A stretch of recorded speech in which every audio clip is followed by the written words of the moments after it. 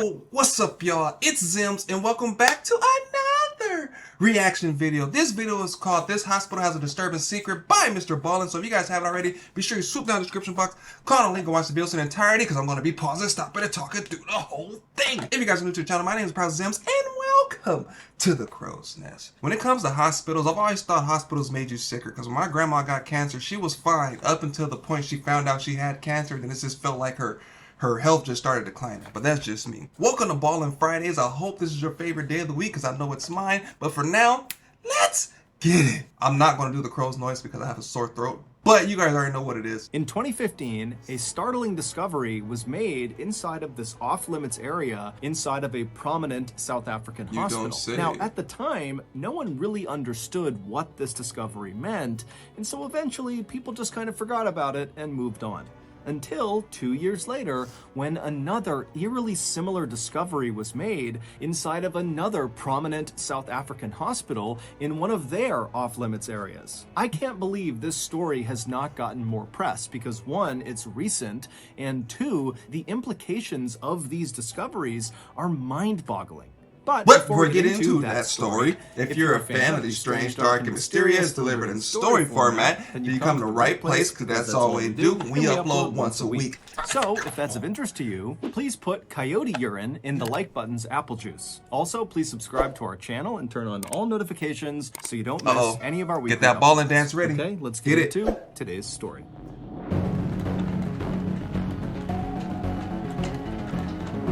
Let's go. The missing patients. How you miss a patient? That's impossible. On October 4th, 2017, a 61-year-old father of 6 named Tatika Katsai arrived at a hospital in Stellenbosch, which is one of the richest towns in South Africa. Tatika, who lived in the area with his family, had been dealing with some stomach issues over the last several months, and so this day he was finally going in to have abdominal surgery to hopefully alleviate those issues. So, after entering the building, Tatika was checked in, and then before long he was transferred to the operating room where surgeons got to work on him. After the surgery was over, Tatika was transferred to a recovery room in the hospital where he was scheduled to stay for at least a couple of days so the doctors and nurses could watch over him while he recovered and make sure there was no complications from the procedure. And so, on the afternoon of October 4th, Tatika just kind of lounged around inside of his recovery room. He couldn't really do anything because of the incisions on his stomach, and so he mostly just laid in his bed, he watched TV, he relaxed, he ate, and then at some point, some of his family members came into the hospital and they visited with him as well. I know, but it's probably not the same thing, but I remember back then, you ever had that stomach pain, especially like early in the morning? I didn't know what it was. I don't know if it was because of the cereal I ate. Eventually, I just stopped eating breakfast because my stomach would start hurting so bad, and out of nowhere, it'd just be like a fart. It wouldn't just be like no ordinary fart. It's like one of those, the silent ones. It's like real hot.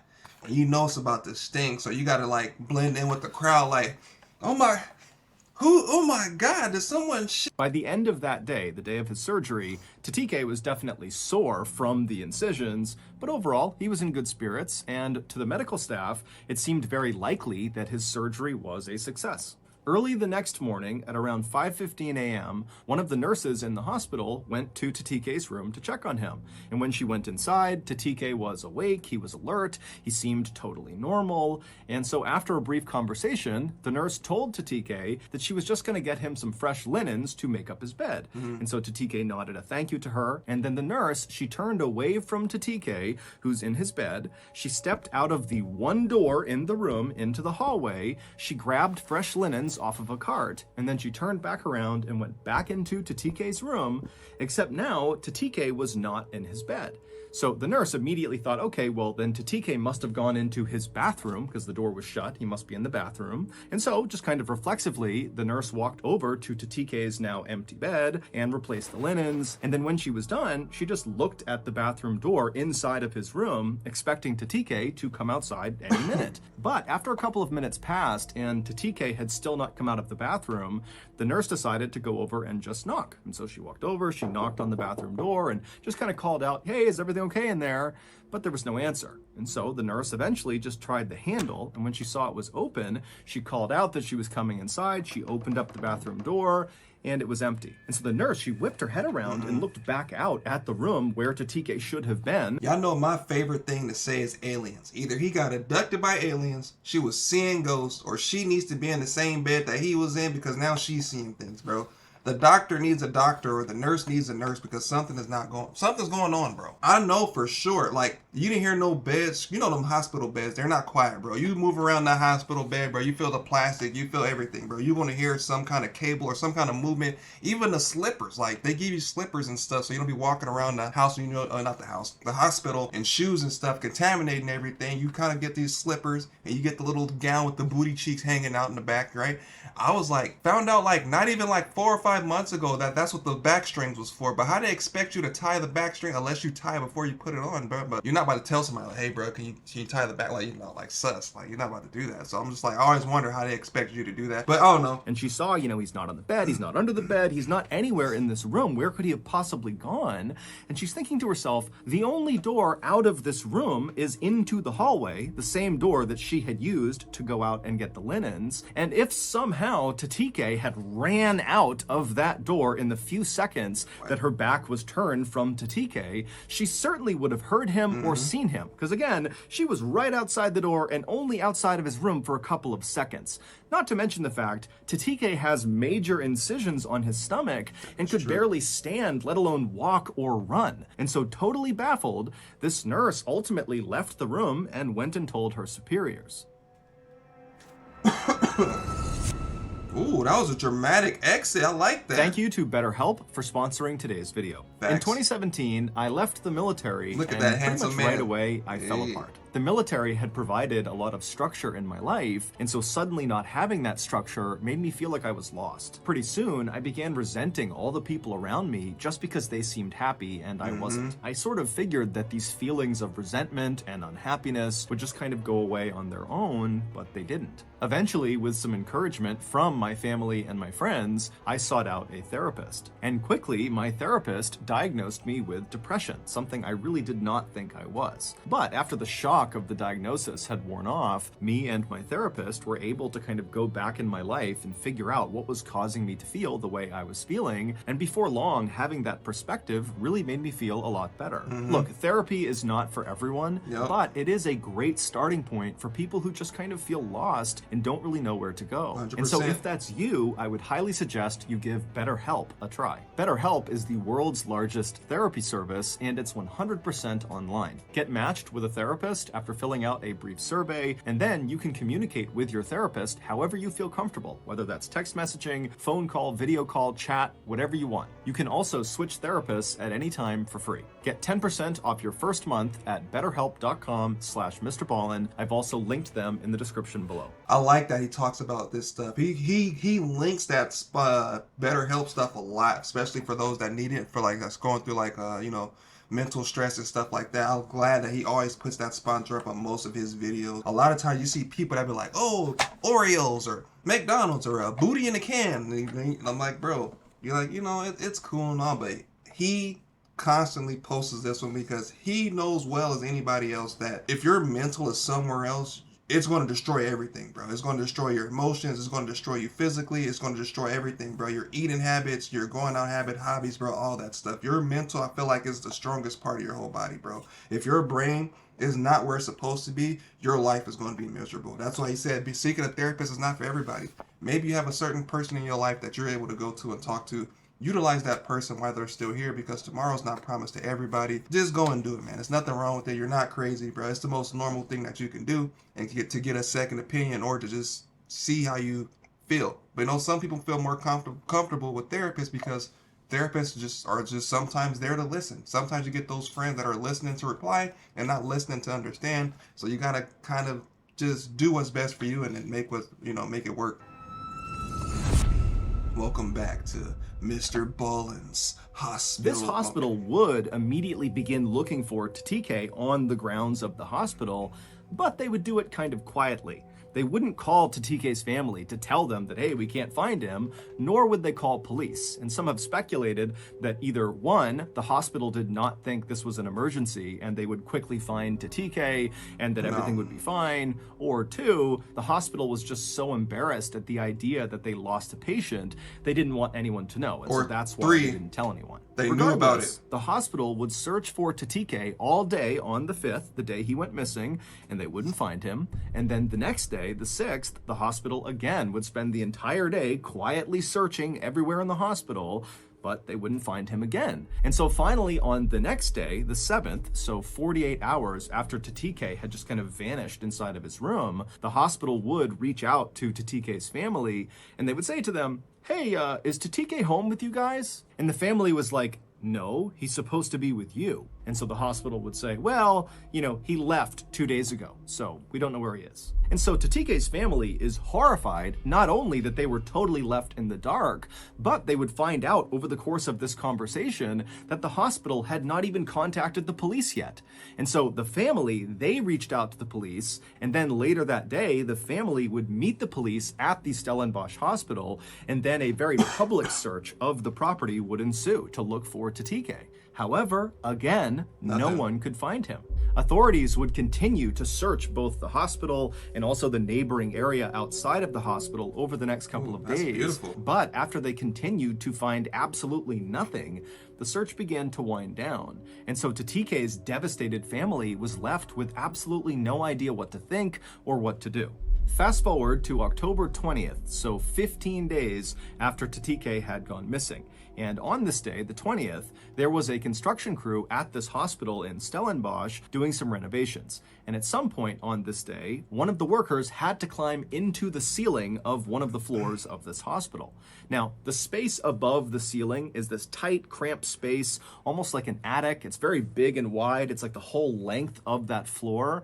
And really the only people that would ever go into the ceiling are construction workers or other authorized personnel that needed to do work. It's not a place that the public would ever go into. But when one of these workers went up into the ceiling, he had a headlamp on and he's kind of looking around, he's looking for what he needs to do up there, and at some point he turns his head and his light illuminates a person sitting in the corner far away from him, way up against the side in this tiny little attic space. And it would turn out it was Tatike, and he was deceased. The hospital had absolutely no clue how Tatike could have gotten up there. Not only is it obviously not a publicly accessible area, but the actual way to get up into the ceiling, the door that leads up into the ceiling, is very difficult to find. And even if Tatike found this entrance into the ceiling, it would have been nearly impossible for him to actually get into the ceiling.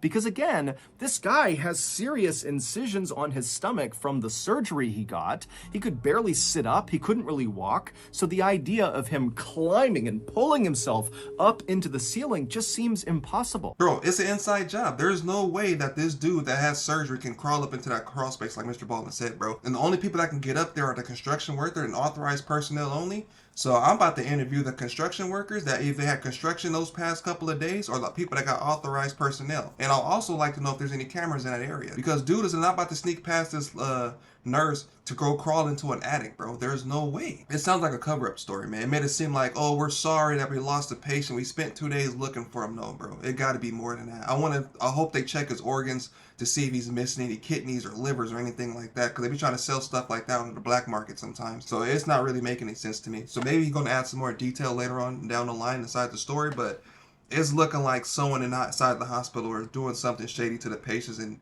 disposing of the bodies. Then there was the very strange autopsy results. Now, the full report has not been made public, but Tatike's family had a consultation with the hospital after the autopsy was complete, and they would go to reporters and talk about what the hospital told them. And apparently, the hospital told the family that Tatike did not die from complications from his surgery, and they heavily insinuated that Tatike did not die from natural causes. Something happened to him, and the hospital had no idea what this something was, and that's what killed him. And the hospital also told the family that Tatike likely was dead before he went up into the ceiling. Meaning someone or something killed Tatike, and then someone or something placed him in the ceiling. Again, this is just from the family going to reporters and talking about their discussion with the hospital. The hospital's only official statement has basically been that they have cooperated with the family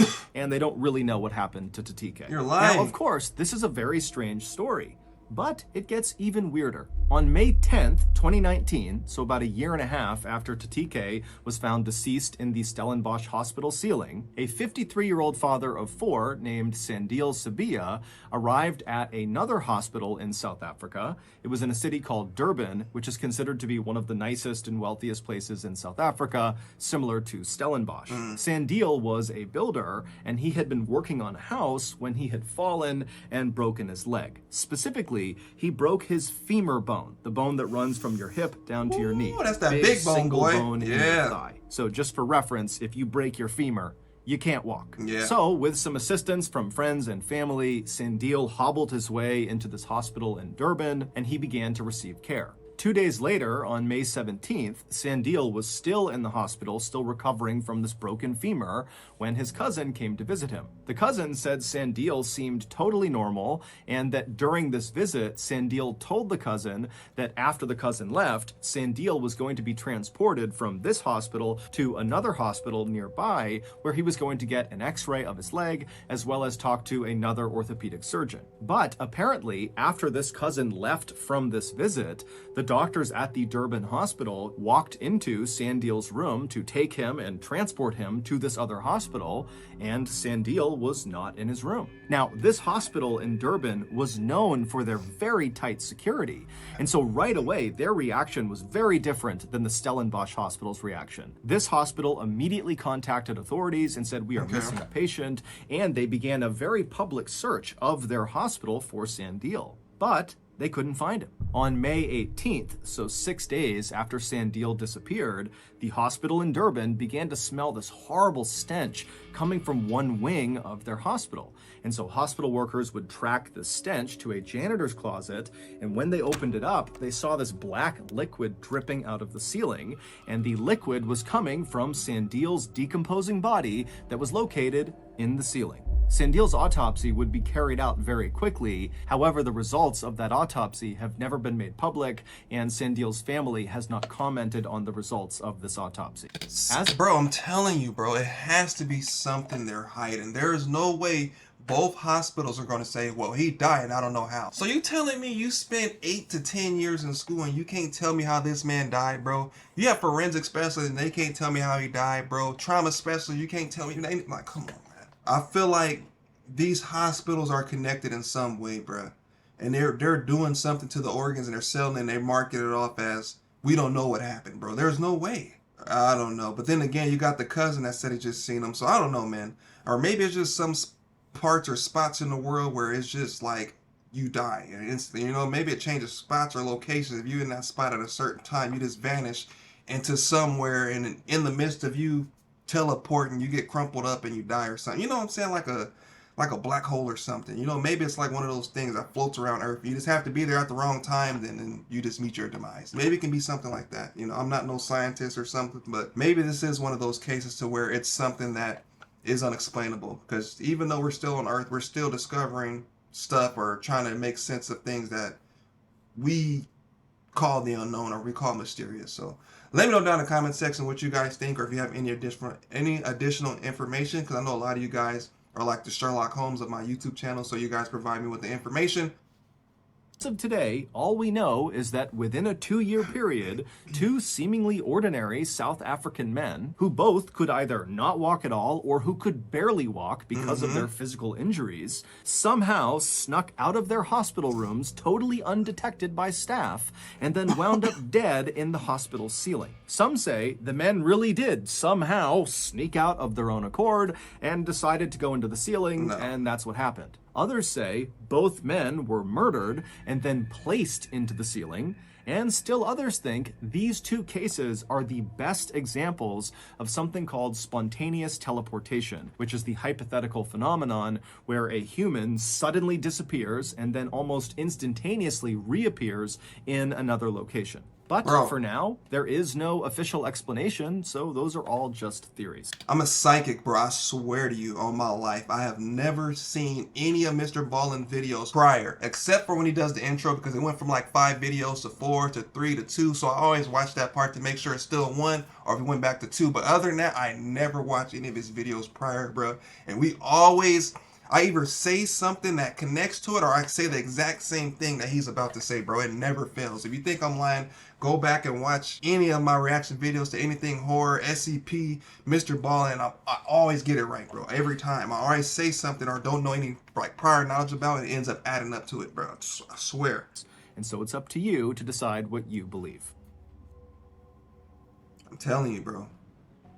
So let me know that's down in the gonna comment do it. section what if you got think. something out of today's story and you haven't done this already, please put coyote urine in the like button's apple juice. Also, please subscribe to our channel and turn on all notifications so you don't miss any of our weekly uploads. Facts. We have a podcast called the Mr. Ballen Podcast that puts out brand new podcast exclusive stories on Monday mornings, and on Thursday mornings, we upload remastered audio of our best YouTube videos. Again, it's called the Mr. Ballen Podcast, and it is available exclusively on Amazon Music. Consider donating to our charity called the Mr. Ballen Foundation. It provides support to victims of violent crime as well as their families. Monthly donors to the Mr. Ballen Foundation Honor Them Society will receive free gifts and exclusive invites to special live events. Go to mrballen.foundation and click on Get Involved to join the Honor Them Society today. We This have man's a 2 goat. additional YouTube channels. One is called Mr. Ballen Shorts. The other is called Mr. Ballen en Espanol. We post near daily content on Facebook, Snapchat, and TikTok.